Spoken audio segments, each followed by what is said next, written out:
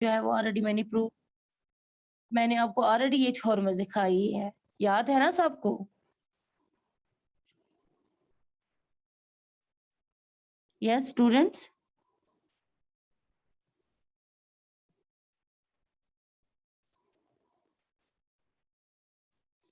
और इसी थ्योरम का जो कन्वर्स था, कन्वर्स क्या था इसका?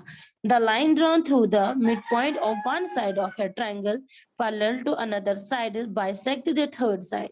यानी हम एक साइड पे क्या करते हैं, मिड पॉइंट डालते हैं, और वो मिड पॉइंट पे एक लाइन हम ड्रा करते हैं, यानी E F, okay, of one side of a parallel to another side, यानी वो पैरेलल होती है, और वो क्या करती है, वो जो पैरेलल लाइन हम ड्रा करते हैं वो थर्ड साइड को क्या करती है, बाइसेक्ट करती है। यानी अगर ए बी पे मेरा ई पॉइंट है, ठीक है, E is the mid point of this side, और इसके थ्रू हम एक लाइन डालते हैं जो कि बी सी के पैरेलल होती है। बात समझ आ रही है कि यानी अगर मेरे पास एक ट्रायंगल है, इसका कन्वर्स क्या है वो भी आपको समझना है, क्योंकि ऑलरेडी वो हम क्वेश्चन में यूज कर चुके हैं। It is A B C, triangle के एक साइड पे हमने एक लाइन ड्रॉ की जो कि मिड पॉइंट से डाली। फॉर एग्जांपल मैंने ए बी पे, ए जो है इज द मिड पॉइंट, इसके थ्रू मैंने एक लाइन ड्रॉ की, ओके।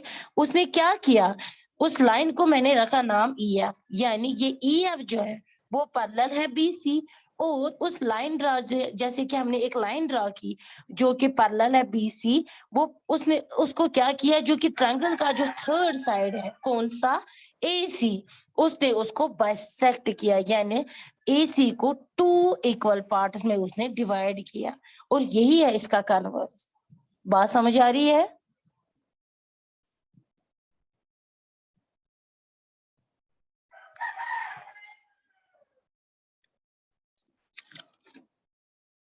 यस स्टूडेंट्स, जो कि आपकी थ्योरम थी 7.10।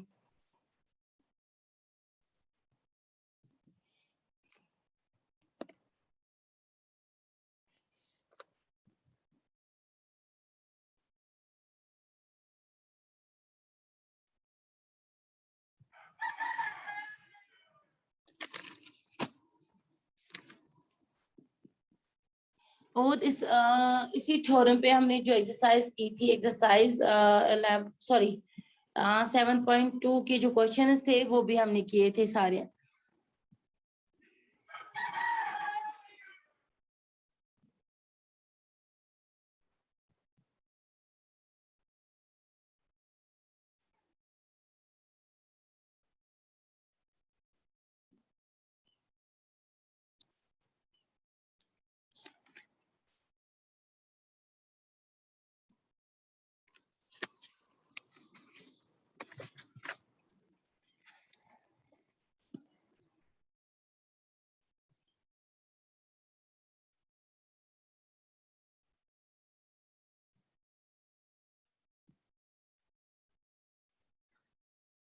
तो ये था हमारा जो था क्वाड्रिलेटरल चैप्टर, यानी इसमें हमने क्या पढ़ा, सबसे पहले मैंने आपको पहले दिन पढ़ाया क्वाड्रिलेटरल्स क्या होते हैं।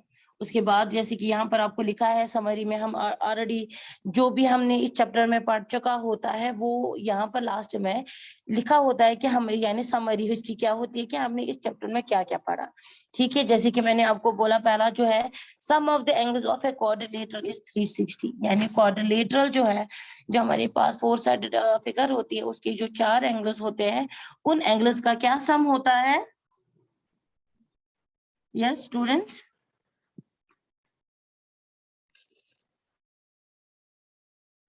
Is equal to, yes Mehreen आप बताइए क्या होता है उनका सम?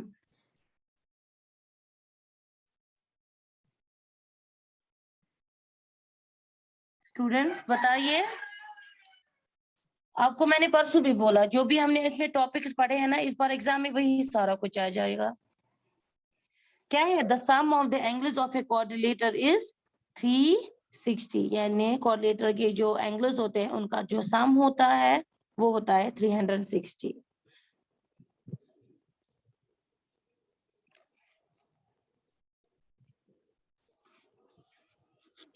अब सबको आवाज आ रही है मेरी? Am I audible? Yes, ma'am. फिर ये रेस्पॉन्ड क्यों नहीं कर रहे हैं?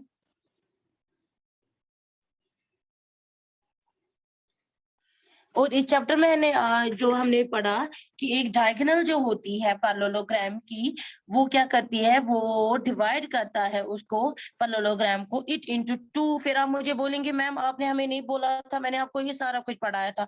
और एग्जाम में जो कुछ आएगा आपको, जो भी मैंने पढ़ाएगा एग्जाम में वही आ जाएगा। इसीलिए जो मैं आज रिविजन कर रहा हूँ प्लीज ध्यान से देखिए। यानी यहाँ पर लिखा है diagonal of a parallelogram, parallelogram divides it into two congruent triangles. यानी एक डायगोनल जो पैरेललोग्राम की होती है वो उसको डिवाइड मतलब हिस्से करती है into two congruent triangles. Congruent आपको पता है, कॉन्ग्रुएंट ट्रायंगल्स में उनको वो डिवाइड करती है, ठीक है। और एक पैरेललोग्राम में क्या होता है, जो पैरेललोग्राम होता है उसके अपोजिट साइड इक्वल होते हैं, अपोजिट एंगल्स इक्वल होते हैं, और जो उसके डायगोनल्स है वो बाइसेक्ट करती है at bisect at each other. ये भी आपने ऑलरेडी पढ़ा है कि नहीं? ओके। और ये भी है कि कोऑर्डिनेटर जो है इज अ पैरेललोग्राम। कब वो होगा parallelogram? If a coordinator parallelogram कब हो सकता है? If opposite sides are equal और अपोजिट एंगल, जो भी उसकी कोऑर्डिनेटर की जो कोऑर्डिनेटर एक पैरेललोग्राम तब हो सकता है जब उसकी पैरेललोग्राम की सारी प्रॉपर्टी जिसमें अगर वो उसमें होगी। जैसे कि पहली प्रॉपर्टी उसकी क्या है, अपोजिट साइड इक्वल होनी चाहिए, अपोजिट एंगल्स इक्वल होने चाहिए, डायगोनल जो है उसकी वो बाइसेक्ट होनी चाहिए, यानी diagonal bisect each other. And the third one जो है कि a pair of opposite side is equal and parallel। Clear Mohammad Mossadegh?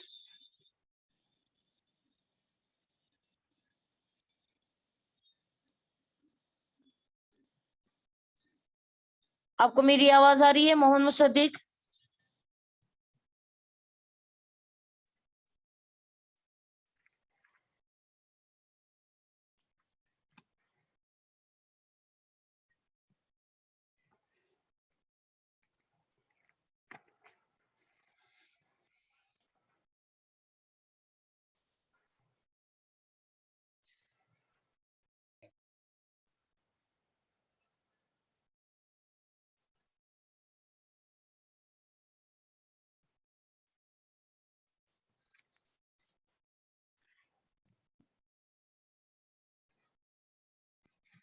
Usma, Usma Rafiq, switch on your mic।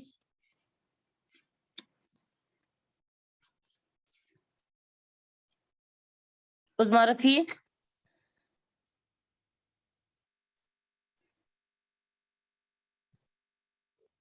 आपको नहीं पता होता है क्लास कब होती है? आपने क्यों अभी ज्वाइन किया? 11:18 पे आप क्लास में आ गई। हाँ,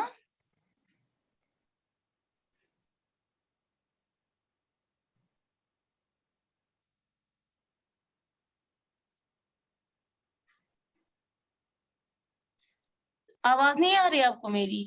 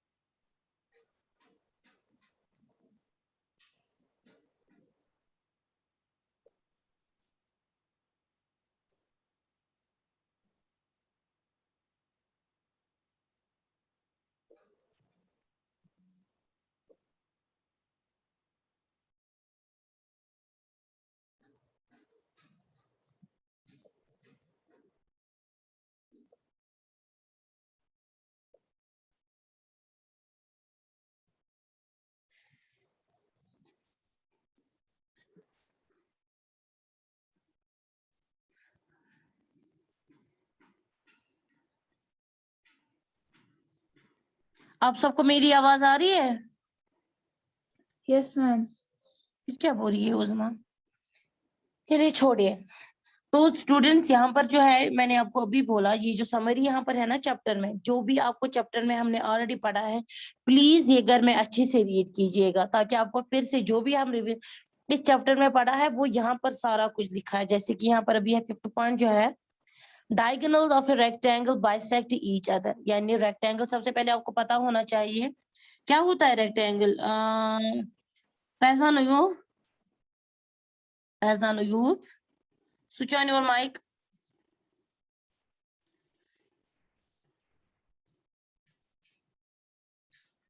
फैजान, महरीन, महरीन, यस मैम। बताइए क्या है रेक्टेंगल की प्रॉपर्टी, क्या होता है रेक्टेंगल।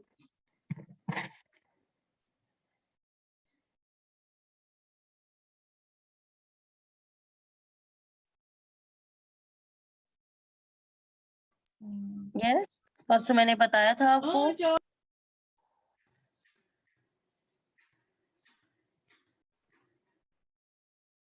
महरीन,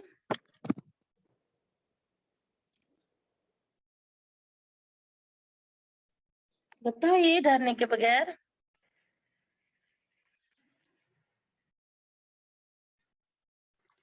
बताइए आशला आप ही, यस मैम। क्या है, क्या होता है rectangle.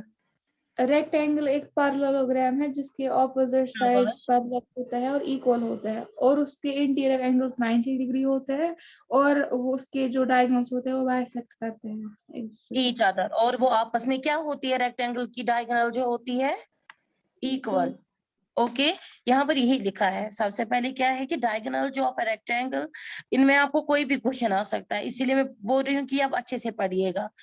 Diagonals of a rhombus bisect each other at right angle. सबसे पहले रोम्बस में क्या होता है, उसकी भी प्रॉपर्टी आपको पता होनी चाहिए।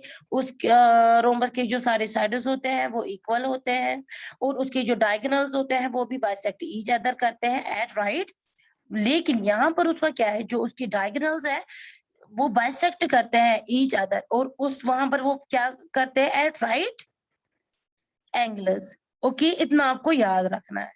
7th जो है diagonal of square. Now square क्या होता है, स्क्वायर के जो सारे साइड्स होते हैं वो इक्वल होते हैं, और उसके एंगल जो होते हैं वो सारे क्या होते हैं, measure 90 degree. And the same उसके जो डायगोनल्स होते हैं, diagonals of square bisect each other at right angles and are equal, यानी उसके डायगोनल्स भी क्या होते हैं, इक्वल होते हैं। ठीक है ना। लास्ट में क्या हमने पढ़ा, जो कि अभी मैंने आपको पढ़ा है, जो कि मिड पॉइंट थ्योरम थी हमारी। यानी क्या है मिड पॉइंट थ्योरम, और क्या हमने पढ़ा कि जो लाइन सेगमेंट होती है जो ज्वाइन करती है mid points of in the two sides of a triangle is parallel to the third side and half of it, यानी वो थर्ड साइड के हाफ के बराबर होती है। ओके, और उसका कन्वर्स भी हमने पढ़ा। A line through the midpoint of a side of a triangle parallel to another side, और वो क्या करती है, बाइसेक्ट करती है थर्ड साइड को। ओके,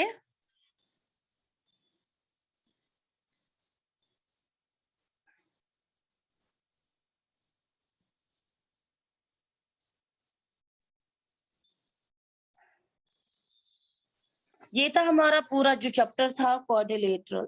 तो यूनिट 3 में आपको इंशाल्लाह जो मैंने आपको पढ़ाया था, 3 चैप्टर्स मैंने आपको पढ़ाए थे, याद है ना सबको। और हर एक एक्सरसाइज के क्वेश्चन भी मैंने दिखाए थे आपको, पता है ना सबको। यस स्टूडेंट्स,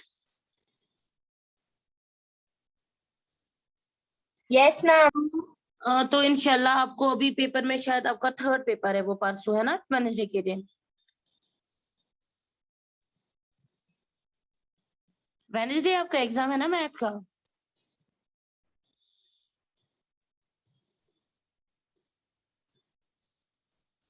पता है किसी को कि नहीं कब है एग्जाम,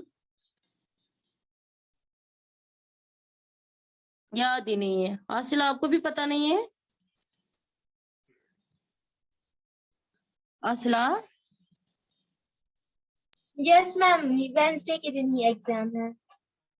ओके, तो इंशाल्लाह कल का दिन अभी है, तो कल भी मैं आपको रिवीजन करवाऊंगी जितना मुझसे हो सकेगा। आधे जो का 2 चैप्टर्स जो रह गए हमारे पास, एक तो है एरिया ऑफ पैरेललोग्राम और हीरोन्स फॉर्मूला। तो हीरोन्स फॉर्मूला हमने रिसेंटली पढ़ा। इंशाल्लाह कल मैं आपको रिवीजन कराऊंगी, जो कि आपको दूसरा चैप्टर है यूनिट 3 का, it is areas of parallelogram and triangles. ठीक है।